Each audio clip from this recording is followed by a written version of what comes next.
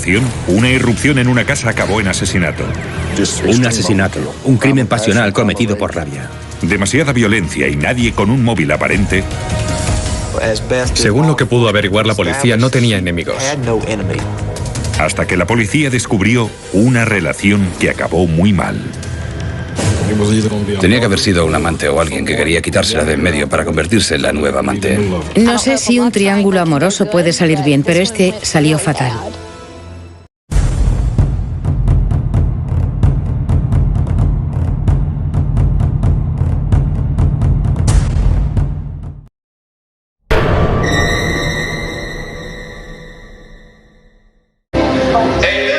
Avis Mary Banks, cum laude.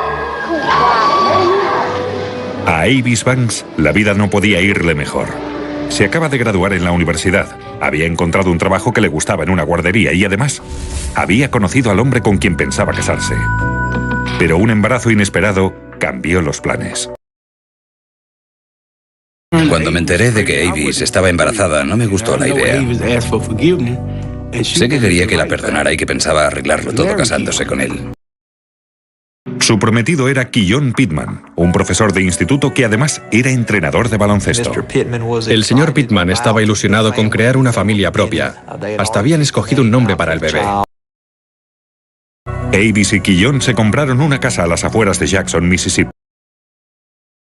Pero la tragedia llegó a sus vidas tan solo unos meses antes de que ella saliera de cuentas. Keyon llegó a casa del trabajo y encontró a Avis tumbada en el suelo del garaje en un charco de sangre. Seguido llamó a la policía. Los agentes enseguida le pidieron que se alejara del cadáver, porque querían asegurarse de que no hubiera cometido él el crimen. Keyon nos llamó y le dijo a mi mujer que fuera allí. Cuando doblamos la esquina, vi una ambulancia y muchos coches de policía. Pero cuando vi la cinta amarilla, sabía bien lo que significaba esa cinta, así que sabía que Avis había muerto. Según el informe, Avis y su bebé nonato murieron en el lugar del crimen. Era obvio que la habían disparado en la cabeza, en el pecho y posiblemente en el estómago. No estábamos seguros de cuántos disparos había recibido y también parecía que había recibido cortes con algún objeto. Daba la sensación de que el asesino había esperado dentro de la casa hasta que Avis llegó del trabajo y que la había atacado cuando salió del coche. El punto de entrada fue la puerta trasera, donde la policía encontró dos huellas de zapato de gran calidad. Las huellas de la puerta de cristal eran bastante buenas, se veían claramente. Eran dos impresiones de barro en 2D en la puerta de cristal. Tras los análisis, se supo que las huellas eran de un hombre que tenía un 41. Parecía que el asesino había intentado dar varias patadas al cristal. Y cuando eso no funcionó, dio otra patada en la cerradura de la puerta. Nos sorprendió que el cristal no se hiciera añicos. El cierre de seguridad estaba echado, así que supimos que la puerta estaba cerrada cuando entraron. Se habían saqueado varias habitaciones de la casa. La policía sospechó de Keyon inmediatamente y le realizó una prueba para ver si tenía residuos de pólvora en las manos. Alguien que ha disparado varias veces normalmente tiene restos de pólvora en la parte externa de la mano.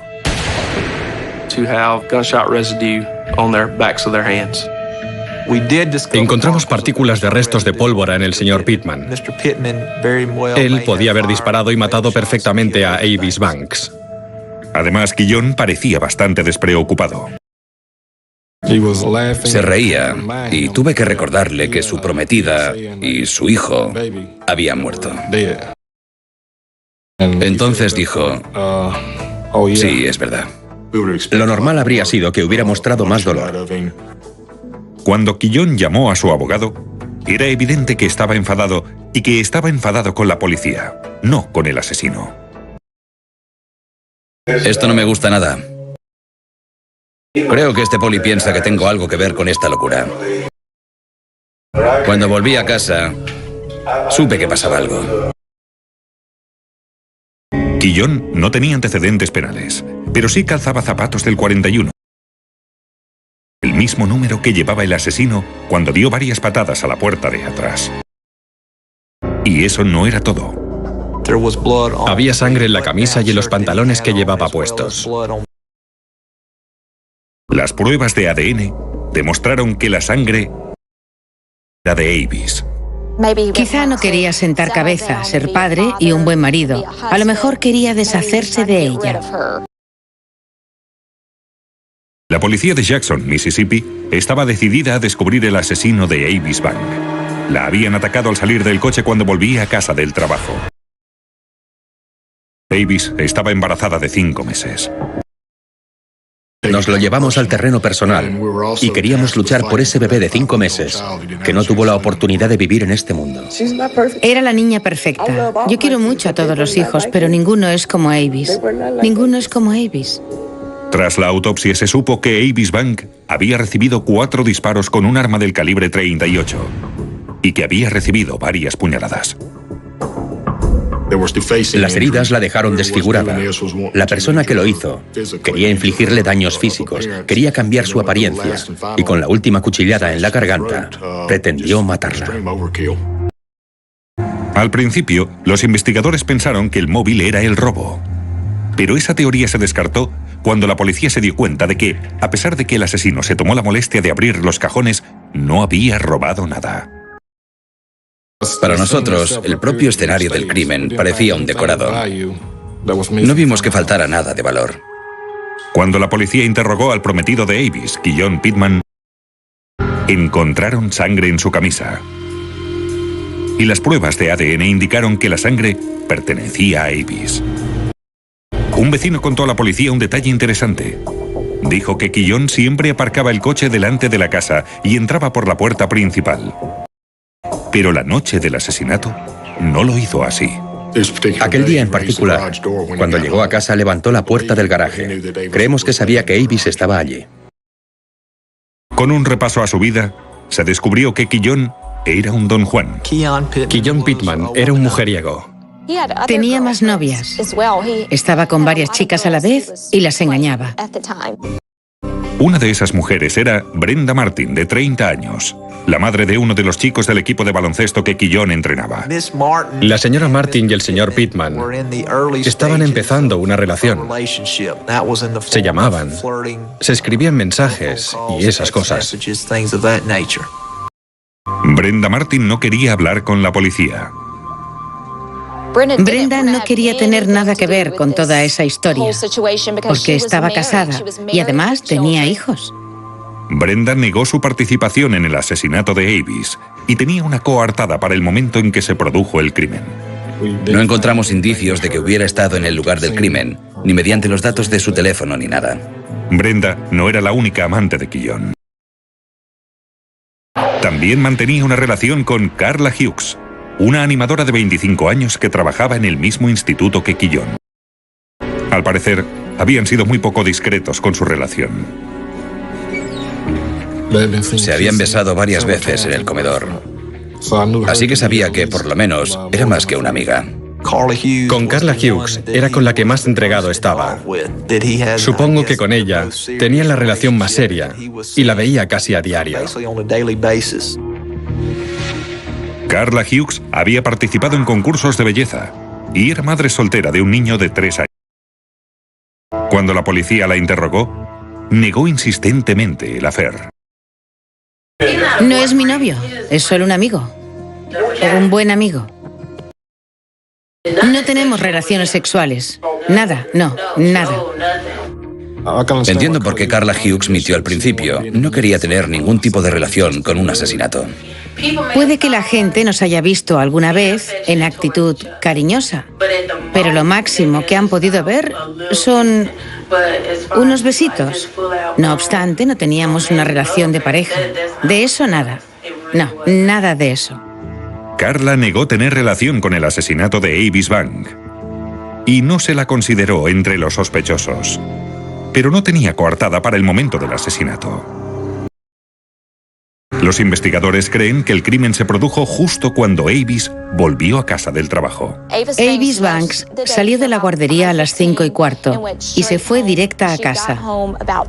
Llegó allí sobre las 6 menos cuarto y no hay pruebas de que se detuviera por el camino. Así que el asesinato tuvo lugar entre las 6 menos cuarto y las 6 de aquella tarde. Los testigos dijeron que Quillón estaba en el entrenamiento de baloncesto durante ese periodo de tiempo. Y los datos de su teléfono corroboran que estuvo en el instituto entre las 5:30 y las 6 de la tarde. Teníamos las declaraciones de los testigos, pero se verificó de forma independiente y a través de una fuente externa que estaba en el entrenamiento de baloncesto y estaba a varios kilómetros del lugar donde pensábamos que se había producido el crimen. Sin embargo, el rastreo telefónico de Carla indicaba otra cosa. Los datos indicaban que un poco después de las 5:30 y después sobre las 6:05, la señorita Hughes estaba en la zona. Estaba en ese área en el momento en el que se produjo el asesinato. ¿Y a quién había llamado? Hola. A Quillón Pittman. La policía tenía 2 sospechosos del asesinato de Avis Banks.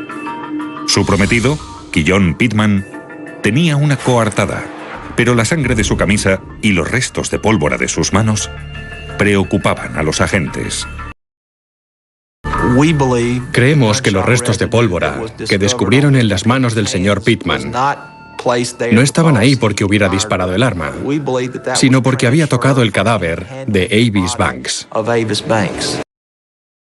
Y lo mismo sucedía con la sangre de la camisa.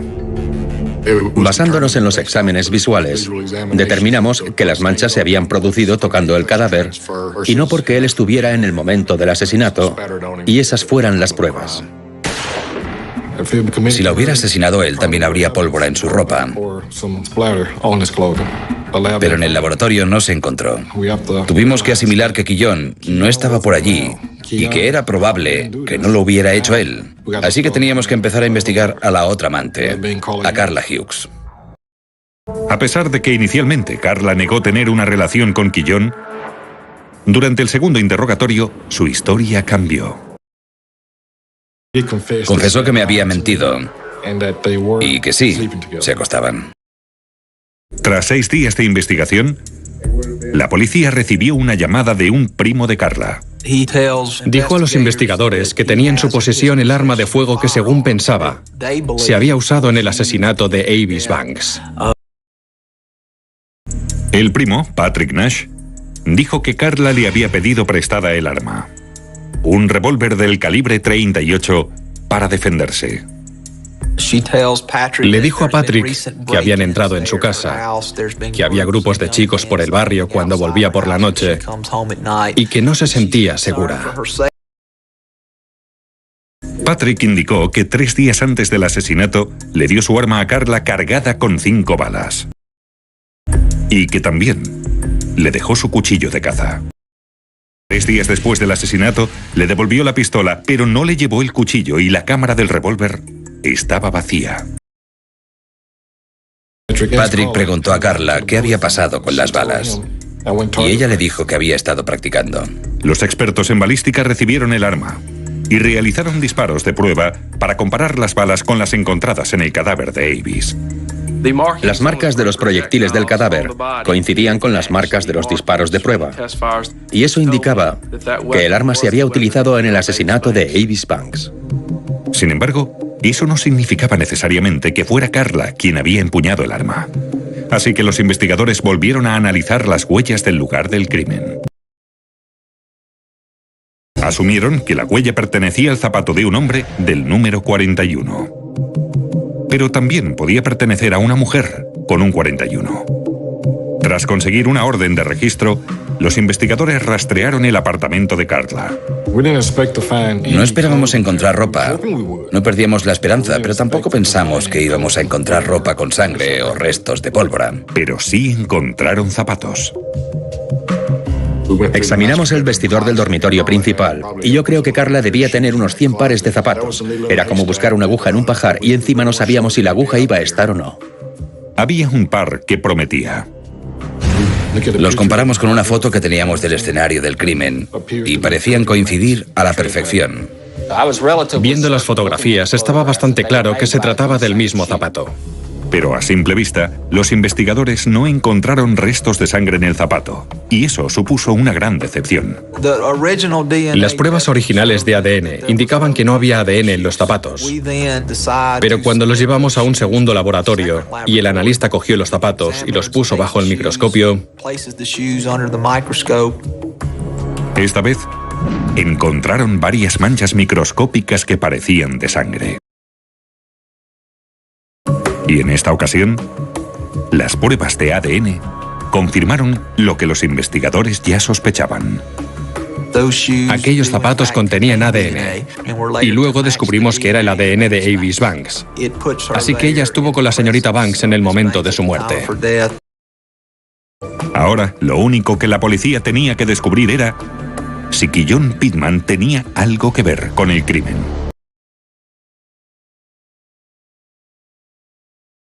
Carla Hughes nunca había violado la ley y no tenía antecedentes violentos. Nadie la creía capaz de asesinar a otra persona. Impartía clases de religión y de gimnasia. Era carismática y una mujer muy guapa. Era la típica persona que parece incapaz de hacer nada malo. Pero 3 años antes del asesinato de Avis Banks, Carla sufrió un gran golpe emocional. Estaba embarazada de 2 meses y a punto de casarse con el padre de su hijo. Pero el día antes de la boda, él se echó atrás. Al parecer, Carla Hughes era muchas cosas para mucha gente. Para sus padres era su niña. También había sido Miss. Pero cuando hablabas de ella con determinada gente, como su primo, descubrías que para muchos hombres era un juguete. Me dijo que siempre que se enamoraba de un hombre, lo hacía ciegamente y que la mayoría se aprovechaban de ella. Los investigadores creen que Carla veía a Quillón Pittman como la respuesta a sus problemas. Carla quería la vida que tenía Avis. Quería ser ella la que se casara, que él la quisiera de verdad y tener una familia con él. Pero las cosas no eran como quería y Quillón no iba a dejar a Avis por ella. Nadie sabe lo que Quillón prometió o no a Carla, pero ella tenía un móvil para asesinar a Avis y no tenía coartada. Carla dijo que había ido a un parque de la zona a hacer ejercicio, que había paseado por una pista para correr y que había corrido un rato, pero nada que pudiera demostrar. Los abogados defensores creen que Carla Hughes quería eliminar a la única persona que se interponía entre ella y Quillón, a su rival, Avis Banks. Así que pidió a su primo que le dejara la pistola y el cuchillo y se fue a la casa que Avis y Quillón compartían.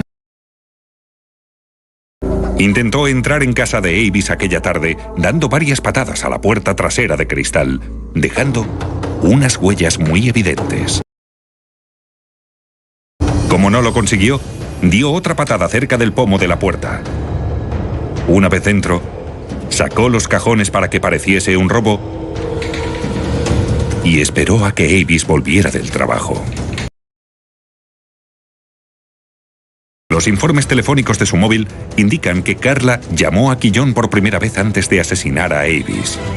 Seguramente cuando ya estaba allí esperándola.